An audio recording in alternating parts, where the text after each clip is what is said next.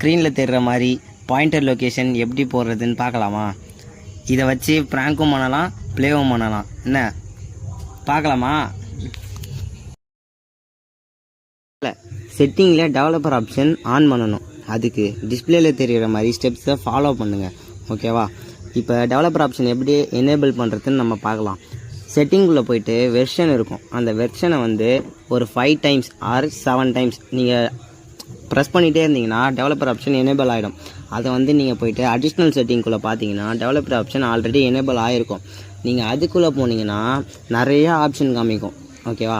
அதில் நீங்கள் ஸ்க்ரோல் பண்ணிகிட்டே போனீங்கன்னா, அதாவது தூக்கிக்கிட்டே போனீங்கன்னா அதில் என்னென்னு இருக்குன்னா ஷோ டச்சஸ் அப்படின்னு ஒன்று இருக்கும்.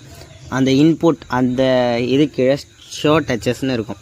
அந்த ஷோ டச்சஸும் பாயிண்டர் லொக்கேஷனையும் ஆன் பண்ணால் தான் நமக்கு இந்த மாதிரி இந்த ப்ராங்க் பண்ணுறதும் ப்ளே பண்ணுறதும் வரும். ஓகேவா? இந்த மாதிரி யூஸ்ஃபுல்லான வீடியோஸ்க்கு இந்த சேனலை ஃபாலோ பண்ணுங்கள், சப்ஸ்கிரைப் பண்ணுங்கள், மறக்காமல் உங்கள் ஃப்ரெண்ட்ஸுக்கு ஷேர் பண்ணுங்கள்.